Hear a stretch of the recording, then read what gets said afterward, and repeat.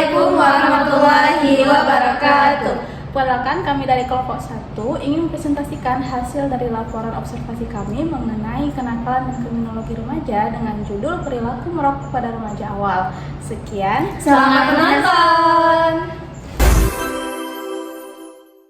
Perkenalkan, saya Kansa Karim Lisan. Di sini saya akan menjelaskan apa itu remaja, ciri-ciri remaja, dan kriminologi serta kenakalan remaja.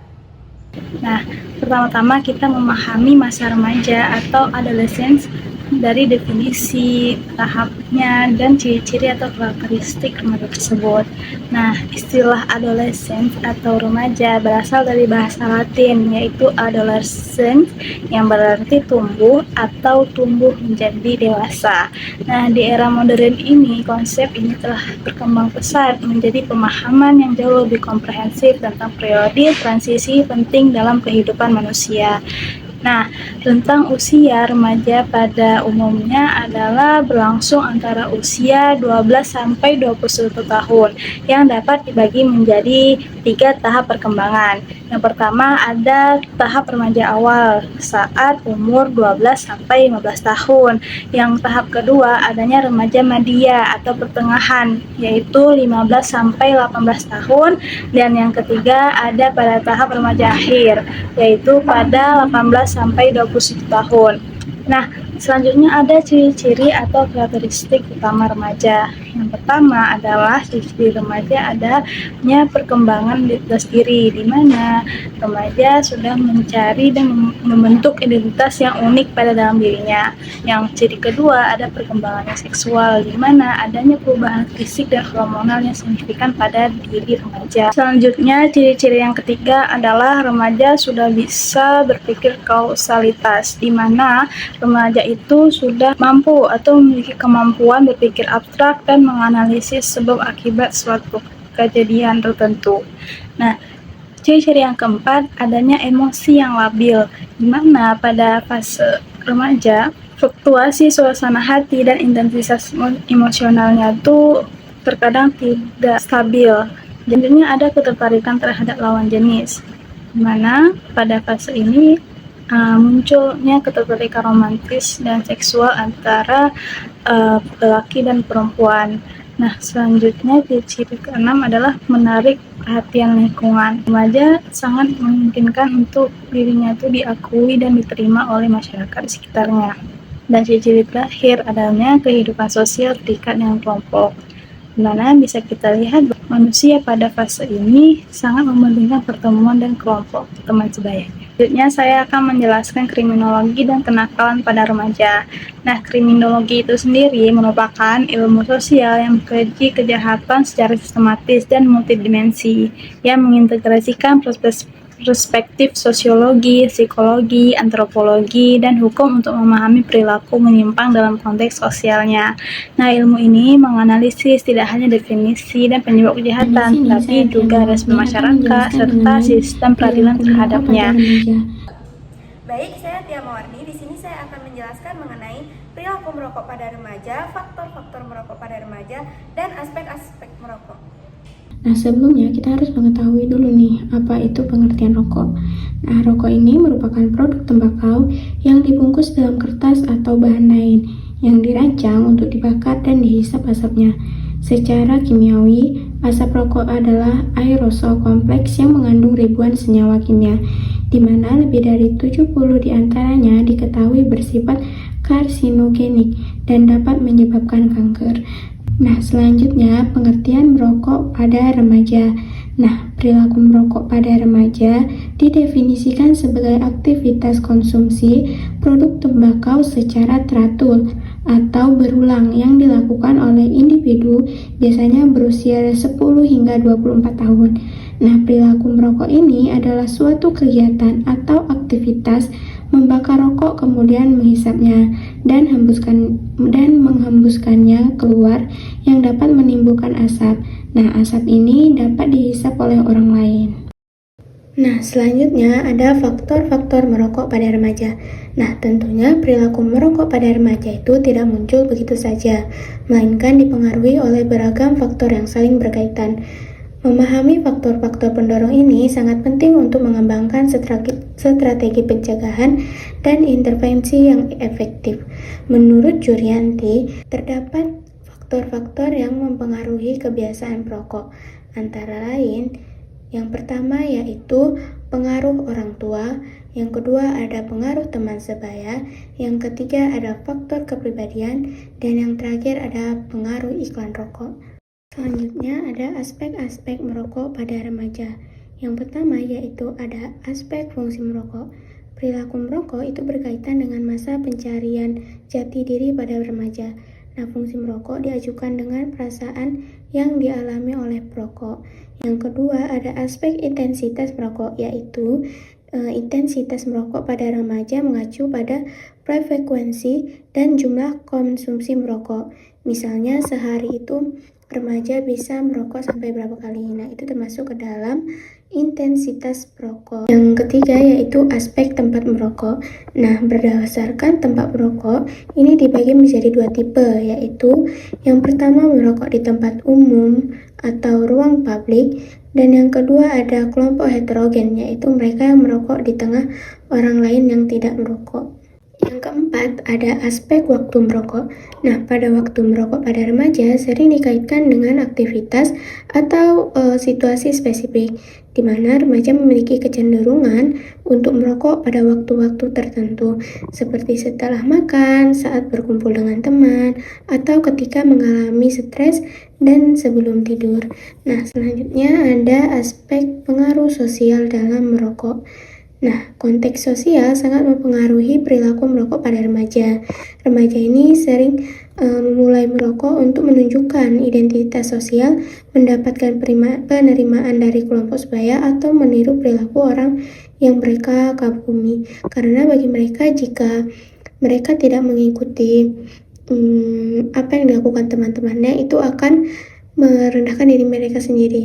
Mereka merasa tidak keren gitu. Baik, saya Ratu Juli RM. Di sini saya akan menjelaskan terkait dampak positif dan negatif dari perilaku merokok, pendekatan dan jenis penelitian, tempat dan waktu penelitian, sumber data, dan instrumen penelitian. Merokok di kalangan remaja. Nah, merokok di kalangan remaja memiliki konsekuensi serius bagi kesehatan fisik dan mental, baik dalam waktu dekat maupun jangka panjang. Meskipun lebih dikenal memiliki dampak negatif, ternyata ada beberapa alasan psikologis yang membuat remaja tetap mempertahankan kebiasaan ini. Hal ini menunjukkan kompleksitas masalah merokok di kalangan remaja. Nah, yang pertama ada dampak positif, yang mana Graham menyatakan bahwa perokok menyebutkan dengan merokok dapat menghasilkan mood positif dan membantu individu menghadapi keadaan-keadaan yang sulit. Selanjutnya, Smith juga mengidentifikasi beberapa keuntungan merokok yang dirasakan oleh perokok, yaitu mengurangi ketegangan atau stres, membantu meningkatkan konsentrasi, memberikan dukungan sosial melalui solidaritas kelompok, dan menciptakan perasaan menyenangkan. Namun, teman-teman perlu ditekankan bahwa semua efek ini bersifat sementara dan sebenarnya merupakan bentuk ketergantungan pada nikotin, yang mana artinya ini bukan manfaat sebenarnya tapi gejala kecanduan. Untuk dampak negatifnya, teman-teman perlu diketahui penelitian ilmiah telah membuktikan bahwa merokok tidak hanya menjadi penyebab langsung dari berbagai penyakit, tetapi juga dapat memicu atau memperburuk kondisi medis yang sudah ada. Meskipun merokok sendiri tidak selalu menyebabkan kematian secara langsung, perilaku ini secara signifikan akan mendorong perkembangan penyakit-penyakit yang mengancam jiwa seperti kanker paru-paru, penyakit jantung, stroke, dan gangguan pernafasan kronis. Khususnya pada remaja, dampak negatif merokok juga mencakup penurunan kapasitas paru-paru, gangguan pertumbuhan dan perkembangan, penurunan kebugaran fisik, serta meningkatkan risiko ketergantungan terhadap zat adiktif lainnya. Selanjutnya di sini saya akan menjelaskan terkait metode penelitian. Nah, yang pertama yaitu pendekatan atau jenis penelitian. Nah, pada penelitian ini kami menggunakan pendekatan kualitatif dengan jenis deskriptif. Nah, artinya kelompok berusaha memahami secara mendalam makna di balik perilaku merokok remaja melalui cerita dan pengalaman langsung dari pelakunya. Selanjutnya yang kedua yaitu terkait tempat dan waktu penelitian. Nah, penelitian Ini dilakukan di warung X yang terletak di Jalan Arifin Ahmad, Imasen Kai Adang, Banda Aceh.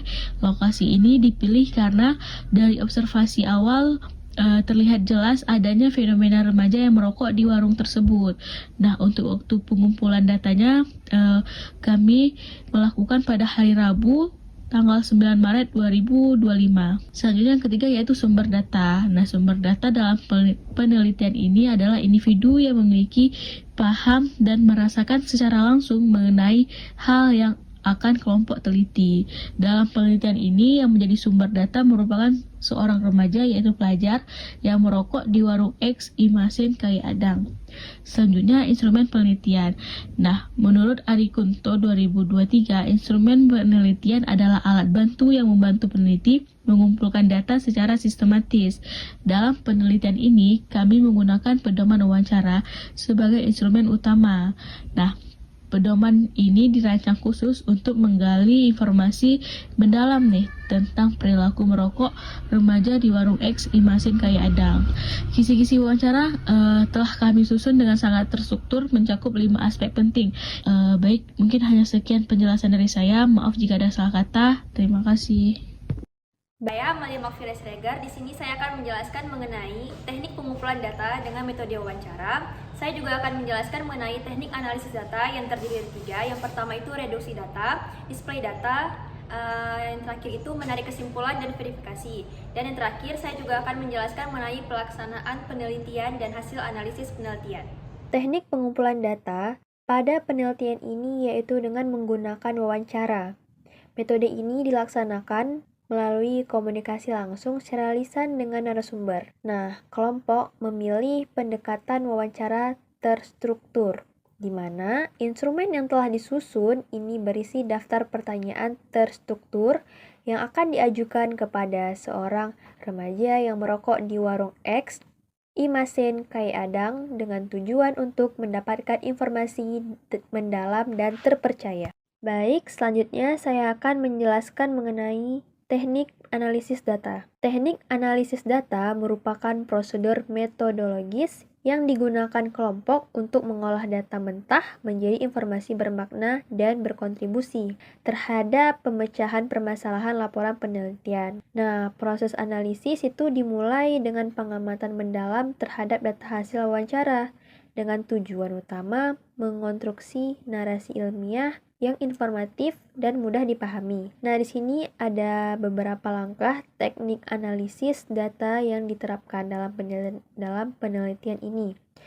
Yang pertama itu reduksi data. Nah, reduksi data merupakan proses pemilihan, pemusatan perhatian, dan sebagainya. Nah, proses ini tuh berlangsung selama penelitian dilakukan dari awal sampai akhir penelitian. Mereduksi data berarti merangkum, memilih, menyederhanakan, menggabungkan, sekaligus menyeleksi informasi-informasi yang relevan dengan penelitian. Reduksi data pada penelitian ini ialah merangkum jawaban dari pertanyaan-pertanyaan yang diajukan pada saat wawancara dengan narasumber tentang studi kasus perilaku merokok pada kalangan remaja di warung X Imasen Kai Adang, atau lebih dikenal dengan kata verbatim. Hal ini bertujuan untuk memberikan gambaran yang lebih jelas dan mempermudah peneliti untuk mencari, mengumpulkan data, dan menarik kesimpulan yang benar. Yang kedua itu ada display data. Nah, display data adalah Yang kedua adalah display data. Display data adalah sekumpulan informasi tersusun yang memberikan kemungkinan untuk menarik kesimpulan dan pengembalian tindakan berdasarkan kenyataan di lapangan. Nah, dalam penelitian ini, data itu biasanya dilakukan dalam bentuk uraian singkat. Kumpulan informasi yang tersusun akan memudahkan kelompok untuk menarik kesimpulan. Nah, hal ini juga memudahkan kelompok dalam mengembangkan data penelitian terkait studi kasus perilaku merokok pada kalangan remaja di warung X Imasen Kai Adang. Nah, yang terakhir itu, yang ketiga, menarik kesimpulan dan verifikasi. Nah, penelitian ini membuat kesimpulan berdasarkan data yang telah diproses melalui reduksi dan display data. Kegiatan ini mencangkup pencarian makna, data, serta memberi penjelasan. Selanjutnya dilakukan verifikasi yaitu menguji kebenaran, kekuatan, dan kecocokan makna-makna yang muncul dari data. Pengujian ini dimaksudkan untuk melihat kebenaran hasil analisis, sehingga dapat melahirkan kesimpulan dengan cara menghubungkan atau mengkomunikasikan hasil-hasil penelitian dengan teori-teori para ahli, mulai dari tahap orientasi sampai dengan kebenaran data terakhir dan akhirnya membuat kesimpulan untuk dilaporkan sebagai kesimpulan dari studi kasus perilaku merokok pada kalangan remaja di Warung X Imasin Kayadang. Selanjutnya, saya akan membahas mengenai hasil analisis dan pembahasan yaitu pelaksanaan penelitian. Pelaksanaan penelitian ini dilaksanakan hari Rabu, bertepatan pada tanggal 9 Maret tahun 2025 yang dilaksanakan pada Warung X Imasin Kayadang.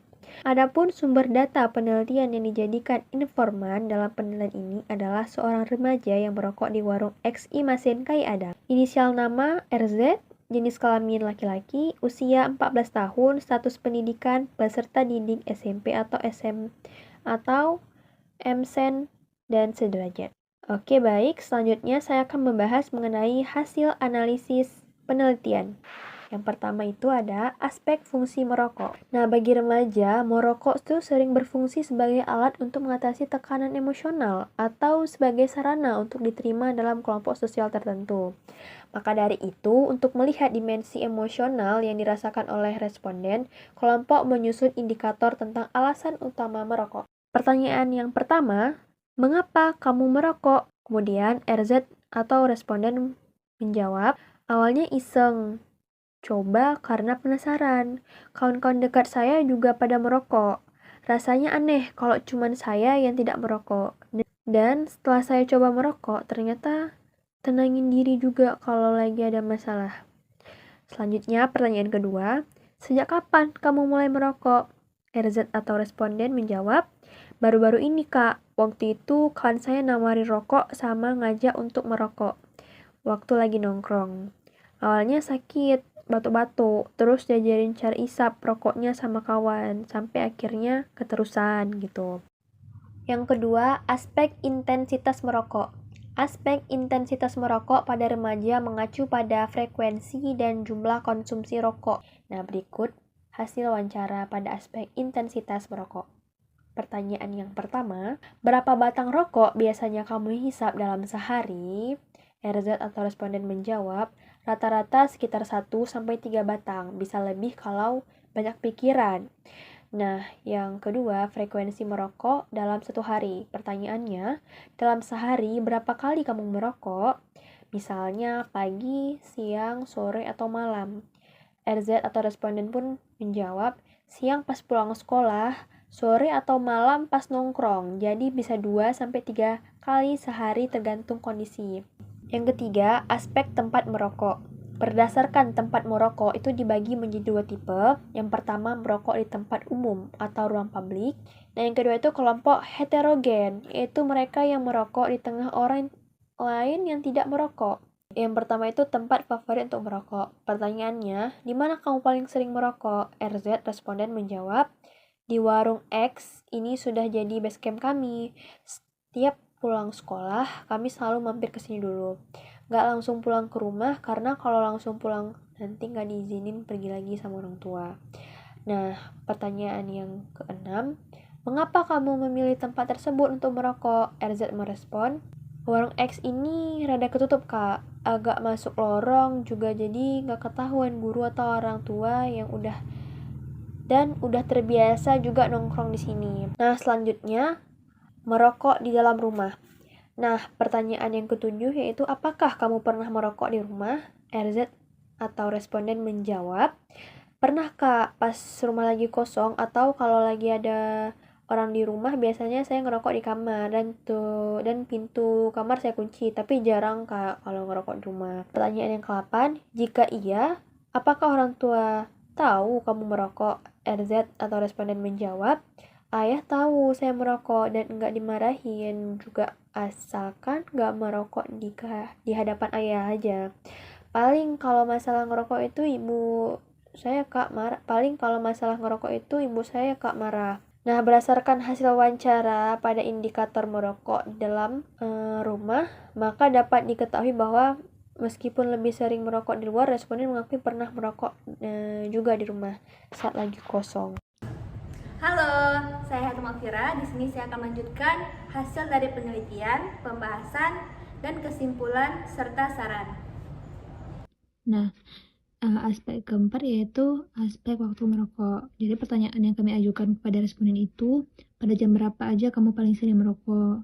Apa kamu punya waktu khusus untuk merokok, misalnya pulang sekolah? Si responden ini menjawab, paling sering pada saat jam sekolah. Saya dan kawan-kawan ke warung X ini untuk nongkrong terlebih dahulu sambil merokok. Nah, yang kelima yaitu aspek faktor merokok pada remaja. Dan pertanyaan yang kami ajukan itu, apakah teman-teman kamu ada yang merokok? Lalu si responden ini menjawab, iya ramai Kak, hampir semua kawan-kawan dekat saya pada merokok. Nah, lalu pertanyaan selanjutnya yaitu, apakah kamu mulai merokok gara-gara ikutan teman? Lalu responden ini menjawab juga, iya awalnya saya penasaran gimana rasanya, karena teman-teman pada merokok. Dan kalau saya nggak ikut merokok, mereka pada ngejek-ngejekin saya. Nah, di aspek keempat, yaitu dampak merokok. Pertanyaan yang kami ajukan lagi, apakah kamu pernah mengalami masalah kesehatan yang menurut kamu disebabkan oleh rokok? Lalu responden ini menjawab, pernah beberapa kali tenggorokan saya sakit, batuk, dan dada sesak. Nah, selanjutnya yaitu pembahasan. Berdasarkan hasil wawancara yang kami wawancara dengan responden tersebut, terlihat bahwa pengaruh teman sebaya menjadi faktor dominan yang mendorong inisiasi merokok. RZ ini mengaku mulai merokok karena tekanan sosial dari teman-temannya yang sudah lebih dahulu merokok. Aspek fungsi merokok bagi RZ tidak hanya sekedar aktivitas fisik, tetapi juga memiliki dimensi psikologis. RZ mengungkapkan bahwa rokok ini memberinya rasa tenang, terutama saat menghadapi masalah. Lalu dampak yang dialami oleh si RZ akhir-akhir ini yaitu tenggorokannya mulai sakit, sering batuk, dan sesak napas. Nah, ini dari hasil wawancara ini menggambarkan bahwa perilaku merokok di kalangan remaja di warung XI Masin Kai Adang merupakan hasil interaksi kompleks antara faktor sosial, psikologis, dan lingkungan. Nah, selanjutnya dari presentasi yang sudah kami paparkan dapat disimpulkan bahwa perilaku merokok di kalangan remaja dipengaruhi oleh berbagai faktor, termasuk pengaruh teman sebaya, lingkungan sosial, dan faktor keluarga. Nah, sarannya yang pertama itu peningkatan edukasi dan kesadaran. Kedua, pengawasan dan pembinaan oleh orang tua dan guru-guru. Yang ketiga, penyediaan alternatif aktivitas positif. Yang keempat, implementasi kebijakan publik yang ketat. Dan yang terakhir, pengembangan program pencegahan. Sekian hasil studi kasus kami, kurang dan lebihnya kami mohon maaf. Terima kasih telah menonton.